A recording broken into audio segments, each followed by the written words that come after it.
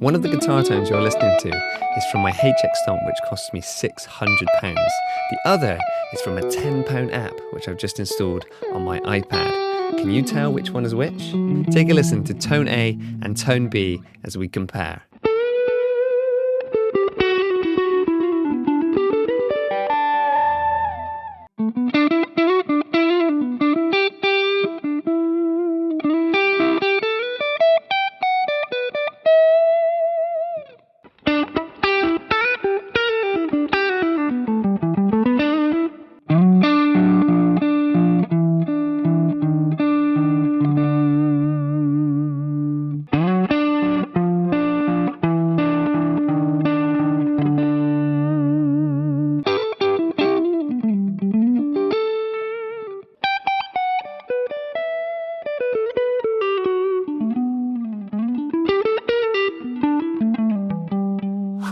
Now, before we dive any deeper, take the time to write down in the comments, firstly, which tone you preferred. You preferred tone A or tone B, that's the most important thing. And then secondly, which one you think is the HX Stomp and which one you think is ToneStack Pro.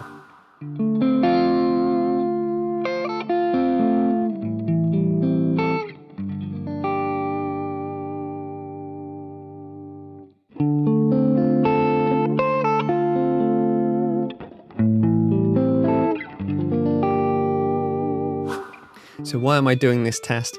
Well, for years now, I've been using the HX Stomp from Line 6, and I think it's a great unit. It sounds good, it's tried and tested, it's good on the road, and generally, the tones I've been getting from it, I'm really pleased with. I know the tones pretty well, and I trust it. It's a good unit. But since I've been working with Loopy Pro and AUV3s inside my iPad, I've started to explore some more in-the-box solutions with things like ToneStack Pro, Primo, and I've tried GigFast Lite and been pretty impressed with all of those. I haven't really dove deep into those apps. I've only tried out the presets that come bundled, and quite often they're a bit overbearing. There's too many things going on, too much reverb. It's all a bit messy. So today I just thought, well, I'll load up one of my typical patches from the HX Stomp. I'll load up a nice clean patch. It's on the edge of breakup. That's kind of what I like. I like it to have a little bit of edge to it. I've got a compressor going because I want that really dynamic feel, it really to pick up the fingers. And I've tried my best to match that same tone inside ToneStack Pro to see if they can compete, if I prefer one or the other. Even if I can use ToneStack Pro on a professional level, can it compare to the HX Stomp? So that's what this video is all about.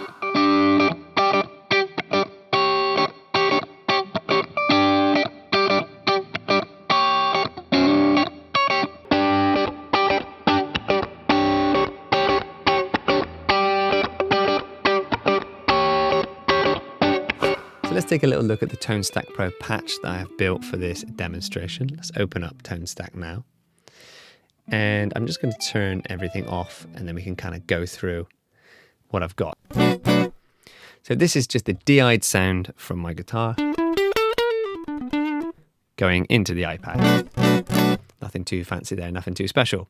Now, the first thing I did was have a look around some of the amp heads. You can see here you've got all different types of amp heads.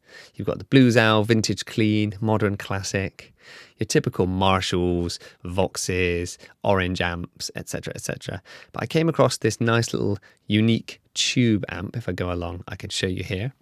And I just put that one on and had a little listen. Now, as I'm sure you're aware, no amp is complete without some kind of speaker emulation, so I straight away went for a cab next, and I actually found this 4x12. Probably not the usual match for a head like this, but I really like the way it sounded in combination.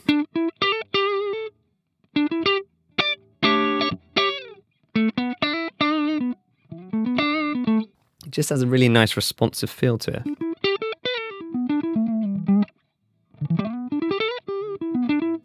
It's got that kind of bassy, stratty kind of tone. Chewy. Pretty nice. Now, I know I want a compressor. I use a compressor all the time. I like funky stuff. I like funky music. I like doing riffs and that kind of thing. So I've straight away reached for a compressor. Let's go along and have a look. This is the basic ToneStack compressor, really. And you can see it just really livens up how expressive that is.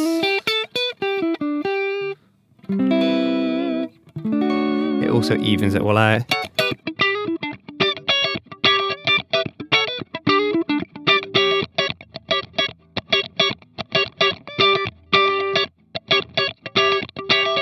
That sounds pretty cool. Next, I want to add a little bit more of that drive. I've got this boutique overdrive inside ToneStack, and I haven't got to do too much gain. Just add in a tiny little bit of hair.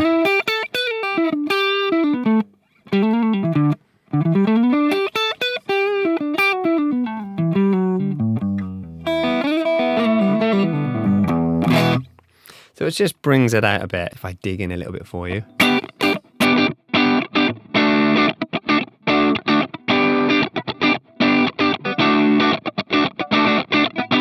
And what I really like about tones like this, when it's on the edge of breakup, is if you just roll the volume back a little bit, maybe go one pickup into this in-between position, you get this quite nice funky.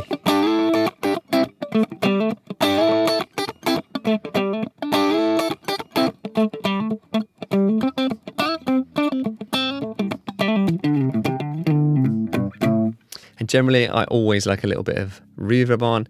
So I found this Plate Reverb T150 that I thought was pretty nice. If I turn that on,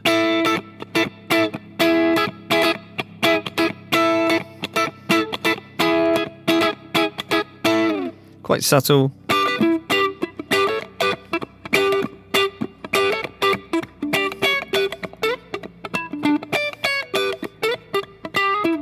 That sounds pretty cool. It's quite nice if you do some sort of more atmospheric-y thing. And if you pick lightly, it really cleans up. But if you want that kind of bluesy tone,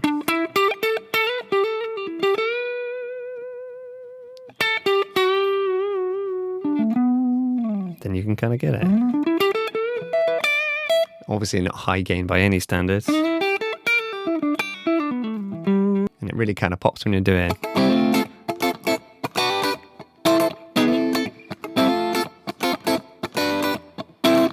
It cuts through the mix quite nice. And then I've also got this stereo delay, which I can turn on and off just for a bit more atmospheric-y type stuff.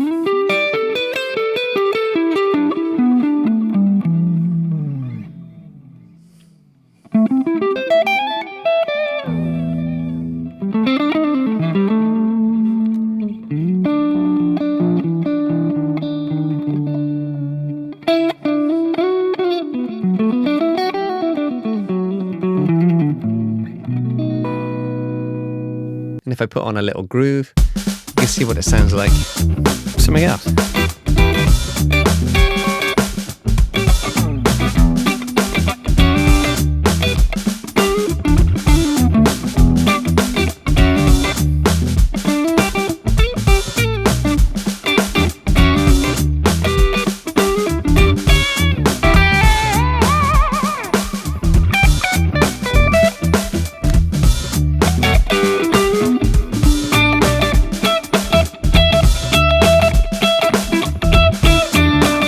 Yeah, just listening to some of the sounds from ToneStack Pro and building this basic clean patch, I'm really impressed.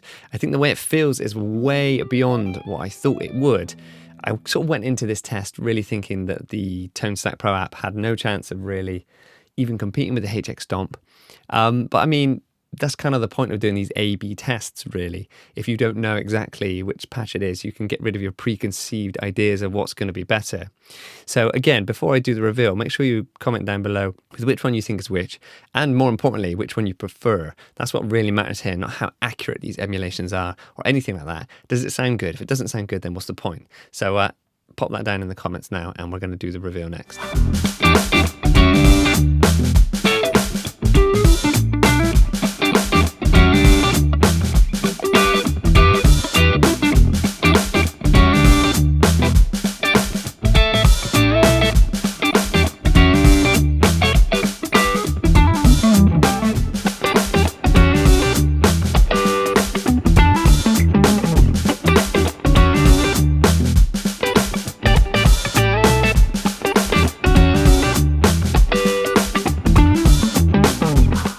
guess it right earlier?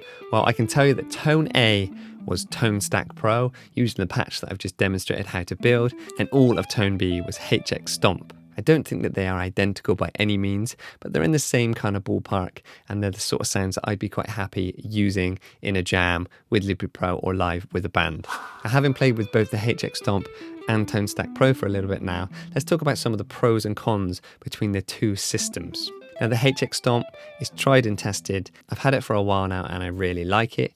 One of the main things to think about when you're doing a Loopy Pro setup is DSP and processor power, and having the HX Stomp means that I don't have to run too many things on my iPad.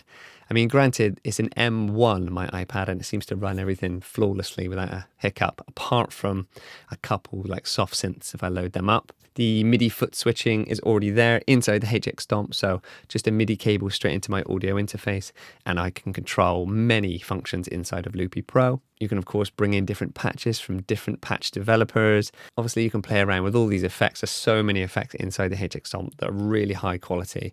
I think it's a great unit. Now, the iPad rig, and why I think it's really tempting, well, you've got to have an iPad in the first place, right? So saying this is a £10 solution compared to a £600 solution, the HX Stomp, yeah, with a pinch of salt, you've got to own the iPad first. Now, I do own the iPad anyway, so just even looking into it means that I can open up all of these amazing tones for cheap apps in the App Store. I think it's pretty amazing. The main advantage, I think, of using the iPad is the tactile nature. I mean, using this big 13-inch screen and being able to move things around, move microphones, it's just way more intuitive than when I'm using this tiny epoxy screen on my HX Stomp. Now, I know you can use HX Edit on my Mac, but then I've got it plugged into my Mac, controlling the HX Stomp. I've then got Loopy Pro on my iPad. It all gets a bit messy and a bit irritating. So actually making the tone on ToneStack Pro was a real joy and way more enjoyable than anything I've been doing on the HX Stomp. In fact, on the HX Stomp, I've been relying on other people's presets really, and then just sort of tweaking it a little bit from there. Another massive win for using your iPad for your guitar tones is the fact that you can mix and match different effects from different developers. For example, you might find one developer that does a really nice, clean amp, for example, but then you want some of Eventide's reverbs and delays. You can chuck that on there. You might find some stuff from Bleace Audio, which is not that well known of a plugin manufacturer in the guitar world, but some of their effects on the App Store on the iPad are really, really quite cool and unique. So you can create these amazing chains, a bit like you would on a typical floor pedal, but you'd have to buy individual pedals for all these different units, whereas in the iPad you can create some wild things, all for really good value as well. And the other major win for the iPad is the fact that you can buy any MIDI controller you want. So if you want a small MIDI controller on the floor just for a few functions, you can do that. If you want a massive foot controller with multiple expression pedals, then you can do that as well. Whereas with the HX Stomp, you're stuck with what you buy. If you buy one of the smaller units, then there's only so many foot switches. Obviously, if you buy the Helix floor, it's got loads on it, but it's a massive, heavy unit. So something definitely to think about. But honestly, I think both rigs have their place. I'm a big fan of both. I have no idea which way I'm going to go at the moment. I've got this HX Stomp and I'm going to keep using it. I'm thinking quite a fun series to do is to find some sounds on my HX Stomp that I really like and can trust, and then try and copy them inside, say, ToneStack and other apps. I want to try different apps, not just ToneStack as well, to see if you can get close in many of them. But my hunch is that, to be honest, with a bit of tweaking, you can get a good guitar tone out of almost anything now. A lot of it is just your perception and your sort of preference. So I'm really looking forward to trying out some different amp tones inside the iPad. Now, if you want to try out the patch that I've made today using ToneStack Pro, then check the link down in the description. Head over to my members page where you can download that, have a little play inside of Loopy Pro. I'll also record in a couple of the loops using the HX Stomp as audio loops, so you can have a listen to that, see what you think, and then maybe you can mess around and get even closer yourself. So yeah, I hope that was useful for any of you out there thinking about guitar tones from an iPad. Let me know down in the comments, do you like the sound of it? Do you hate it? But most importantly, please hit that like button because it really does help me out and boost the algorithm for this channel.